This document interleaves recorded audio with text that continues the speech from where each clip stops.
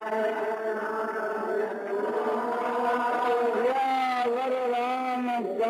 की जय। नौर मुक्त वंशी वाली। यम और नियमों की बात प्रातः काल कही गई थी और फिर भी वो बात बार बार कही जावे तो कोई हर्ज की बात नहीं, किंतु वो सार सार बात ही आपको बतलाई जाती है और उनके पालने से बड़ा भारी लाभ बतलाया है। यम का मतलब है अहिंसा, सत्य, ब्रह्मचर्य, परिग्रह, यम। इन 5 का नाम यम है। इनको महाव्रत भी कहते हैं। पहली बात है अहिंसा, दूसरी बात है सत्य बोलना, तीसरी बात है चोरी नहीं करना, चौथी बात है ब्रह्मचर्य का पालन करना और 5वीं बात है परिग्रह का त्याग करना।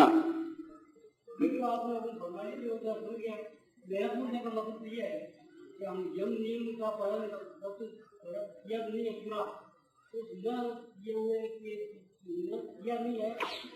संक्षेप से बतला देता हूँ आपको। 5 ही नियम है। वो सूत्र ऐसा है, सो संतोष सदस्य स्वाध्याय ईश्वर प्रेरणानि नियम। बाहर और भीतर की पवित्रता, इसका नाम सोच है। और दूसरा नियम है संतोष। ईश्वर की इच्छा से जो आगे प्राप्त हो जाए उसमें संतोष करना, उसमें आनंद मानना, ये संतोष है। और अपने धर्म के लिए कष्ट सहन करना, इसका नाम तप है। और धार्मिक पुस्तकों का अध्ययन करना, इसका नाम स्वाध्याय है।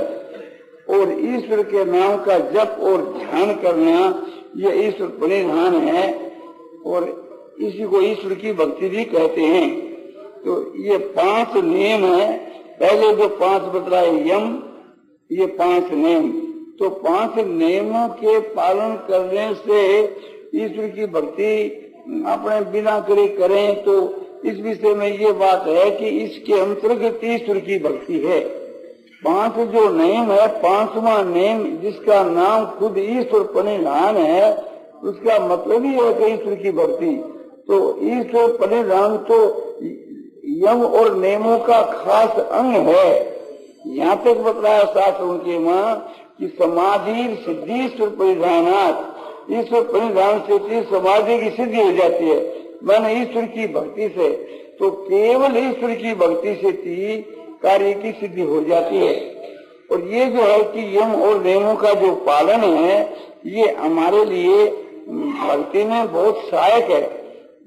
जैसे गीता की 16वीं अध्याय के आरंभ के 3 श्लोकों में 26 लक्षण बतलाए हैं। 26 लक्षण वो एक प्रकार से यम नियमों का ही विस्तार है। तो ये जिसके होते हैं उसके लिए भगवान ने ये बात बतलाई है कि महात्मा नस्तु मांग पार्थ देवी प्रकृति माश्रित भजंत नन मनसो ज्ञातवा भूतादि मध्यम। ये गीता की 9वीं अध्याय का 13 का श्लोक है कि देवी संपदा को प्राप्त हुए महात्मा जन अनन्य मन से भगवान कहते मुझको भजते हैं। महात्मा नस्तुमांग पार्थ देवी प्रकृति मासीदा। देवी जो संपदा है उसको आश्रय करने वाले महात्मा जन मुझको अनन्य मन से भजते हैं। ज्ञातवा भूतादि मध्यम, भूतों का आदि और अविनाशी जान करके और वे मुझको अनन्य मन से भजते हैं। तो समझना चाहिए कि देवी प्रकृति के जो 26 लक्षण जो बतलाए हैं गीता की 16वें अध्याय के आरंभ के 3 श्लोकों के वो एक प्रकार का विस्तार है। वो 26 बात बतलाई है। जो यम और नियम तो 10 ही है और वो 26 बात है। वो प्राप्त होने पर ऐसा जो पुरुष है वो तो भगवान को भजता ही है, यानी भजते ही है। दो वचन के वहां बचते ही हैं, एक वचन में बचता ही है। अब ये बात है कि पहले तो यम नियमों का साधन किया नहीं और अब केवल भगवान की भक्ति की जावे तो एक प्रकार से वो हो सकती है कि नहीं, तो हो सकती है। यम और नियम यदि साथ में होवे तो बहुत अच्छी बात है, और नहीं हो रहा तो केवल भगवान की भक्ति से ही सारे कामों की सिद्धि हो सकती है। यम और नियमों का पालन करने वाला भगवान की भक्ति करने से भगवान को प्राप्त हो जावे, इसमें तो कहना ही क्या है। इसके विपरीत जो दुराचारी पुरुष है, पापाचारी पुरुष है, अब वो भी भगवान की अनन्य मन से भक्ति करने वाला है तो वो शीघ्र ही धर्मात्मा बन जाता है। आज वो पापात्मा है, उसके माँ पापों का ही समझो कि अपने संग्रह है, किंतु यादों को पापों का नाश होकर के और जो देवी संप्रदाय के उनमें लक्षण आ सकते हैं।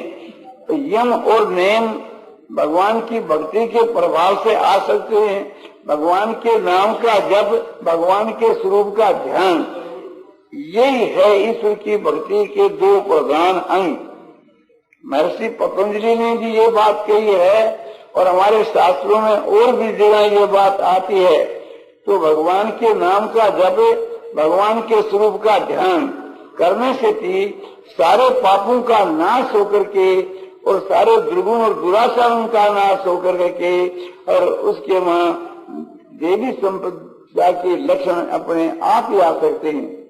भगवान ने खुद गीता में कहा है, अतिचेषु दुराचारो भजते माम अनन्यवाद साधुरेव समन्तव्य समक व्यवसितो ईशो क्षिप्रं भवति धर्मात्मा सशांति निगच्छति कौन्ते प्रतिजानी ही नेमि भक्त प्रणश्यति। तो ये गीता की 9वें अध्याय के 30 और 31 के श्लोक हैं।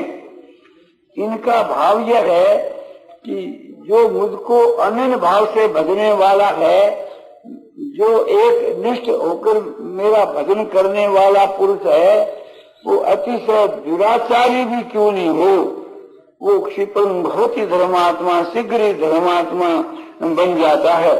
अतिशय दुराचारी कहते हैं कि अतिशय सुदुराचार, एक तो दुराचारी हो और एक सुदुराचार माने बहुत भारी पापी, झूठ कपट चोरी व्यभिचार करने वाला ऐसा पापी पुरुष भी क्यों नहीं हो, वह पुरुष भी शीघ्र ही सदाचारी ऐसा बन जाता है। किसके प्रभाव से? कि भक्ति के प्रभाव से। और उसने ये निश्चय कर लिया है कि वो मूल परमात्मा में निश्चय वाला है। सम्यक व्यवस्थित हुई स माने वह पुरुष है, सम्यक माने अच्छी प्रकार से थी, मुझ परमात्मा में निश्चय वाला है, वह एक निष्ठ है, इसलिए उसको फिर साधु ही समझना चाहिए। इतना ही नहीं कि वो धर्मात्मा ही बन जाता है तो वो परम शांति को प्राप्त हो जाता है। जो शाश्वत शांति है, जो सदा रहने वाली शांति है, परमात्मा की प्राप्ति होने पर जो शांति मिलती है वो शाश्वत शांति है, उसको प्राप्त हो जाता है। और भगवान कहते हैं कि मैं प्रतिज्ञा करके कहता हूँ कि मेरे भगत का कभी पतन हो ही नहीं सकता। तो इस बात को ख्याल में रख करके एक प्रकार से पापी जो पुरुष हम लोगों के में हैं, उनको भी भगवान आश्वासन देते हैं, इसलिए हमको कभी निराश नहीं होना चाहिए, चाहे हमारे कितने भी पाप क्यों नहीं हो। भगवान के यहाँ ये नियम है। हमारे इस गवर्नमेंट के राज के में भी कानून है कि जो गवर्नमेंट का विरोधी है और गवर्नमेंट के कानून का विरोध करता है और वो भी फिर आगे जाकर गवर्नमेंट की शरण चला जाता है, बॉन्ड भर देता है कि मैं आगे के लिए प्रतिज्ञा करता हूँ कभी पाप नहीं करूंगा, तो सरकार मुझको माफ कर देने और मैं कभी जो है सो गवर्नमेंट की कानून के खिलाफ नहीं चलूंगा, कानून नहीं तोड़ूंगा। तो इस प्रकार से जो प्रतिज्ञा करता है तो गवर्नमेंट भी उस पर दया कर करके उसके अपराध को क्षमण आपने कर देती है। ऐसी बात भी आपने होया करती है। जब भगवान तो परम दयालु है, भगवान की कोई शरण हो जावे, अनन्य शरण हो जावे या अनन्य भक्त बन जावे, और ये इस बात के वास्ते वो अपने मन में निश्चय कर लेवे, तभी वो भगवान का भक्त या भगवान की शरण सुन लिया जाता है। और भगवान की आज्ञा का भंग करे और भगवान की आज्ञा को तोड़े तो वो भगवान का भक्त नहीं समझा जाता। पूर्व में उन्होंने चाहे कितने पाप किए हैं और कितनी दफे भगवान की कानून का भंग किया है, किंतु आगे के लिए जब वो भगवान का भक्त बन जाता है तो भगवान उसको माफ कर देते। तो इस बात को ख्याल में रख करके हम सब लोगों को इसके विषय के बीच के वहाँ एक प्रकार से हर्ष मानना चाहिए कि जब ऐसे ऐसे पापियों का उद्धार हो जाता है तो भगवान के घर के ऊपर समझो कि हमारा भी अधिकार है। अनधिकार होते हुए भी अधिकारी हैं, क्यों? भगवान की कानून ही ऐसी है। देखो कि बाली कितना भारी पापी था, वो भी एक प्रकार से मुक्त हो गया भगवान की कृपा के प्रभाव से। बाली ने भगवान को तलब करते हुए पूछा है, बाली ये तो कहता है तुलसीकृत रामायण के किष्किंधा कांड के मां, धर्म के तू अवतारे गोसाई,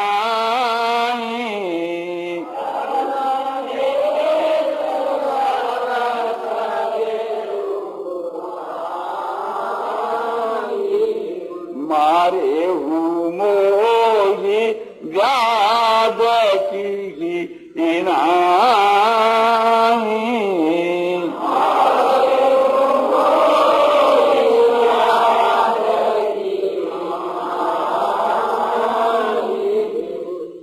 श्रीनाथ आप धर्म की मर्यादा बांधने के लिए आपने अवतार लिया है, आप इस संसार में प्रकट हुए हैं धर्म की मर्यादा की स्थापना करने के लिए, किंतु आपने मुझको एक जैसे ज्यादा कोई मृग को मार डाले, हिरण को मार डाले, इस प्रकार से कि आपने मुझको मार डाला। इसके पहले की चौपाई में और भी थोड़ा रहस्य है। हृदय प्रीति मुख बचन कठोरा,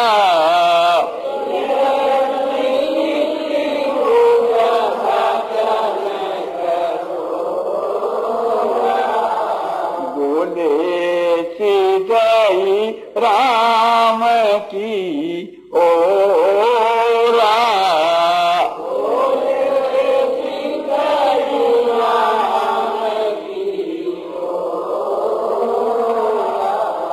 बाली के बाण लगा तो बाली एक प्रकार से गिर गया। शेर एक प्रकार से बैठा होकर करके और राम की तरफ देख कर करके और राम की ओर देखता हुआ ये बात बोला कि आप जिस बाली के हृदय के मां तो प्रीति थी और वाणी जिसकी कठोर थी, ऐसा जो बाली है उसने ये बात कही। क्या बात कही कि धर्म हेतु अवतरे गुसाई और मारे मोही व्याध की नहीं। धर्म की मर्यादा बांधने के लिए आपका अवतार हुआ है, किंतु आपने मुझको एक व्याधा जैसे मृग को मार डाला, ऐसे आपने मुझको छिप करके और वृक्ष की ओट में छिप करके आपने मुझको मार डाला। फिर पूछते मैं बैरी सुगरी वे यारा,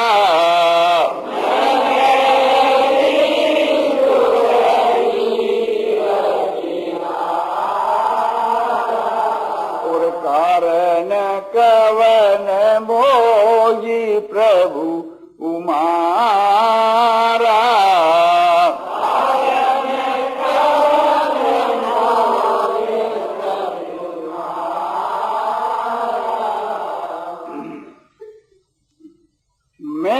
आपका बैरी और सुग्रीव आपका प्यारा। मैं आपसे ये पूछना चाहता हूँ कि प्रभु ने मुझको किस कारण से मार डाला। इसके उत्तर के बीच के वहाँ भगवान जैसा प्रश्न है उसी के अनुसार उत्तर दिया। अनुजय बैधु भगनी सुत नारी।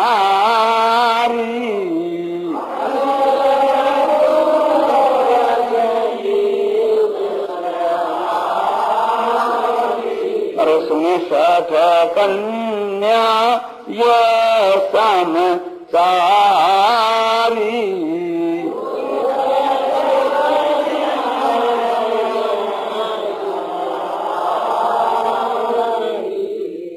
भगवान बोले बाली को, अरे मूर्ख है यानी सठ है, तू सुन, छोटे भाई की स्त्री और अपनी बहन और अपने लड़के की स्त्री और अपनी कन्या, ये चारों समान है, ये चारों कन्या के तुल्य है।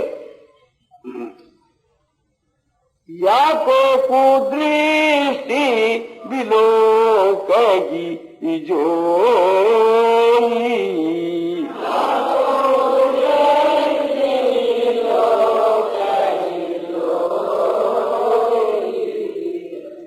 या ही कुदृष्टि बिलोकगी जोई।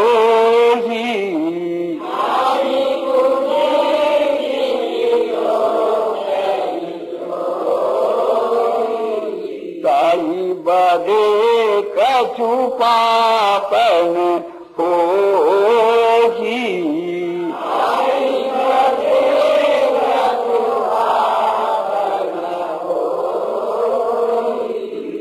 भाग एक ही है, या को कह दो या ही कह दो, और दोनों क्रम से ही रामायणों के वहां पाठ भेद अनेक प्रकार के मिलते हैं। तो ख्याल करना चाहिए कि इन चारों को, अपने भाई के स्त्री, पुत्र की स्त्री, अपनी बहन और अपनी लड़की, इन चारों को कोई बुरी दृष्टि से देखता है या न अश्लील भाव से देखता है या न एक समझो कि पाप बुद्धि से देखता है, उस वो को कोई मार डाले, उसकी कोई कत्ल कर दे, तो कत्ल करने वाले को पाप नहीं लगता। इन चारों में एक या दो या किसी के साथ में भी जो कुकर्म करता है वो वध के योग है, और वो काम करने की योग तेरे छोटे भाई सुग्रीव की जो स्त्री है उसके साथ में तेने बलात्कार क्यों। इस वास्ते तेरे जैसे पापी को मारने में कोई भी पाप नहीं है। फिर कहते हैं कि मुझे भूजे बल आश्रित थे जानी।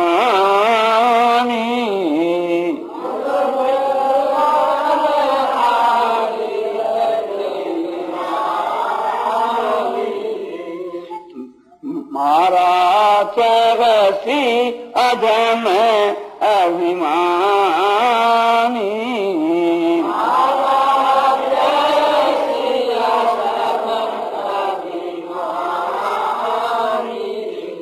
और भी एक चौपाई कही है, वो इस प्रकार से इसी के साथ क्यों है। अरे सात तो ही अतिशय अभिमान।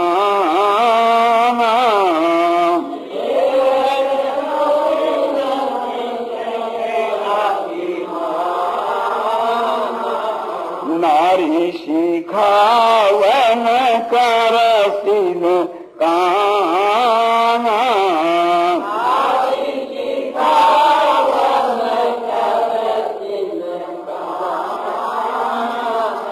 मुझे भूजे बन आश्रित ते जानी।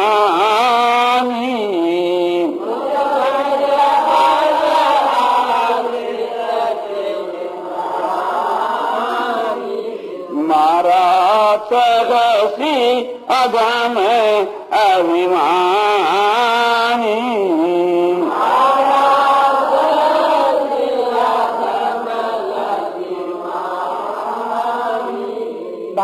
कहते हैं बाली को, अरे सठ तो अतिशय अभिमाना, अरे मूर्ख तेरे को अतिशय अभिमान हो गया।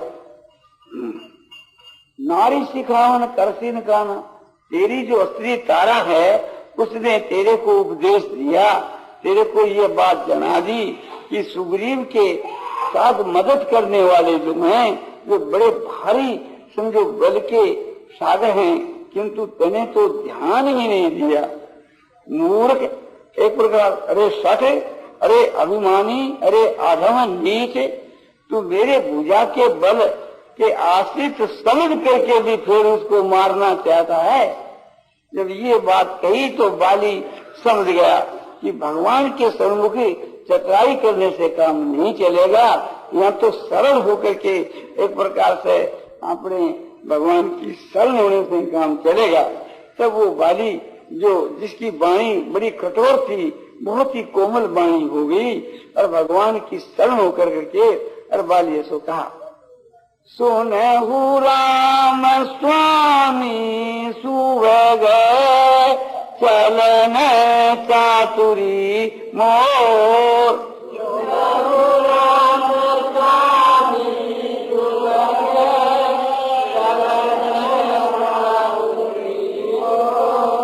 प्रभु अजहु में पात की अंत काल गति तोर सियावर।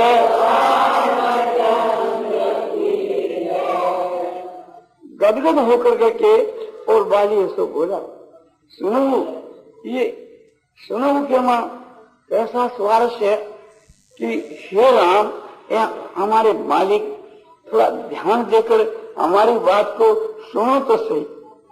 सुनो राम स्वामी, सुनो राम स्वामी सु है, सु मन उत्तम मार्ग के में चलने वाले सु गए, यानी हे मर्यादा पुरुषोत्तम, आप मेरी बात को तो ध्यान देकर के सुनो। आपके सन्मुख मेरी चतुराई नहीं चल सकती।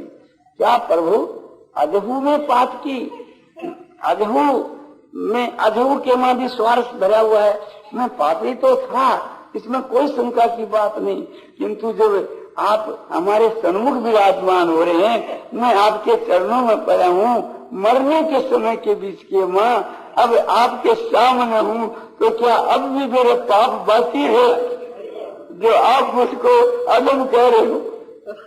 प्रभु अजमू ने बात की और अंत काल गति तोड़, अंत समय के माँ जब आपके चरणों में मेरी गति है तो क्या मैं अब पापी रहा।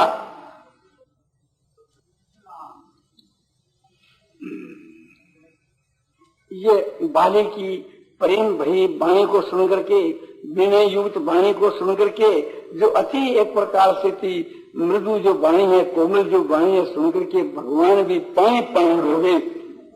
और हाथ का नाम भी पानी है, अपना जो हाथ है उसके मस्तक के ऊपर रखे। सुनत राम अति कोमल वाणी,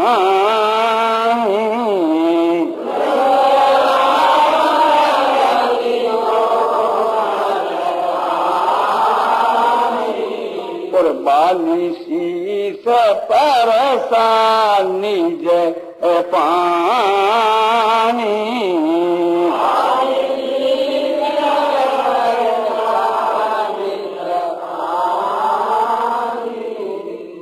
सुनत, सुनत का भी बड़ा स्वारस्य है। सुनत माने सुनने के साथ ही एक क्षण का विलम्ब नहीं। सुनत राम अति कोमल वाणी, भगवान राम जो है बाली की अति कोमल वाणी को सुनने के साथ ही, बाली की वाणी जो बड़ी कठोर थी वो अति कोमल हो गई।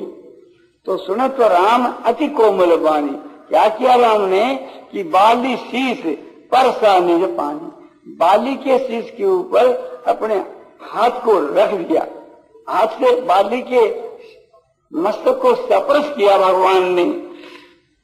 और भगवान बोले, अथवा करहु तन राखहु प्राण,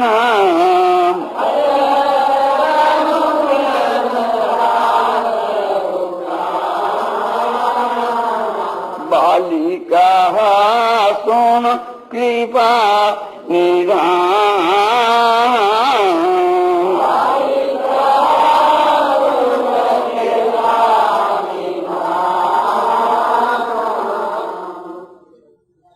भगवान उनके मस्तक के ऊपर हाथ रख करके और बोले कि मैं तुम्हारे को समझो कि रख दूं, तुम्हारे प्राणों को रख दूं और अचल बना दूं, सदा के वास्ते तुम्हारे को कायम कर दूं।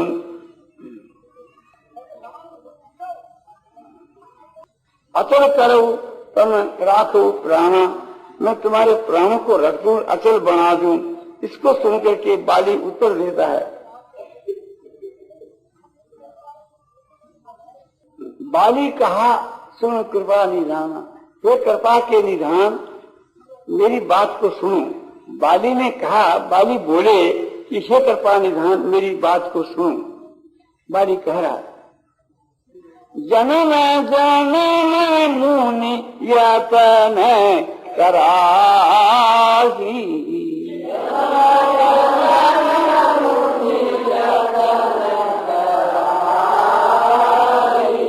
और अंतराम कहीं आवत नाही।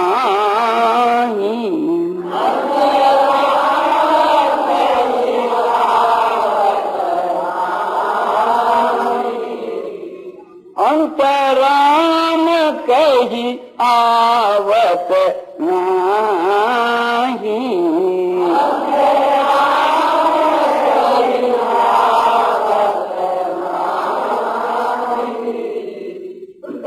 इसमें भी ऐसा मिलता है। एक तो ये कि अंतराम कहीं आवत नहीं, एक ये कि अंतराम कहीं आवत नहीं, कहीं और कहीं, तो यहाँ अर्थ का भेद पड़ जाता है। इसका ये अर्थ लगाते हैं कि मुनि लोग जन्म जन्मांतर में जन्म जन्म के बीच के मां प्रयत्न करते रहते हैं, तभी अंतकाल के मां भगवान राम नहीं आते। तो ये अर्थ ठीक नहीं। क्यों कि जन्म जन्म के मां मुनि लोग यत्न करते हैं और फिर भी राम नहीं मिलते, नहीं आते, तो फिर तो राम के आने का कोई उपाय ही नहीं रहा। तो ये नहीं, माने आपकी प्राप्ति के लिए मुनि लोग जन्म जन्म के मां यत्न करते हैं, तब आपके दर्शन होते हैं, तब आप मिलते हैं। और आपके नाम की इतनी महिमा है कि मरने के समय में राम इतना कह के जो यहाँ विदा होता है, वो फिर लौट कर संसार के मां नहीं आता। अंत के समय में राम ऐसा कह के जो विदा होता है, वो फिर लौट करके नहीं आता। ये आपकी नाम की महिमा है। और भी जासु नाम बल शंकर एकासी,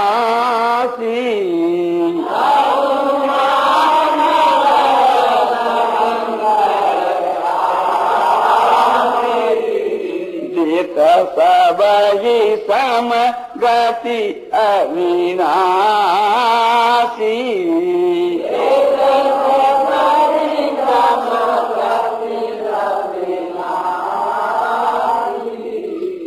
जिसके नाम के बल के ऊपर, यानी जिस राम नाम के बल के ऊपर काशी के मां शिव जी सब कोई को समान भाव से अविनाशी गति देते हैं।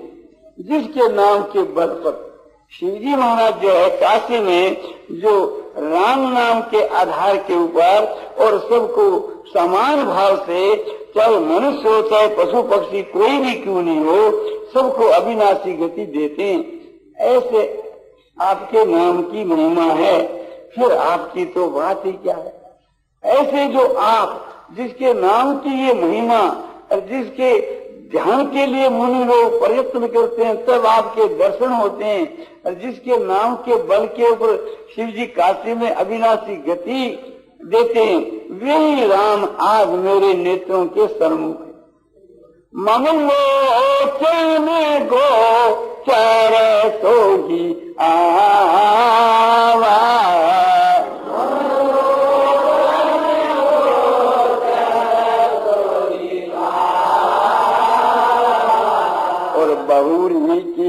ऐसे प्रभु बने बनावा।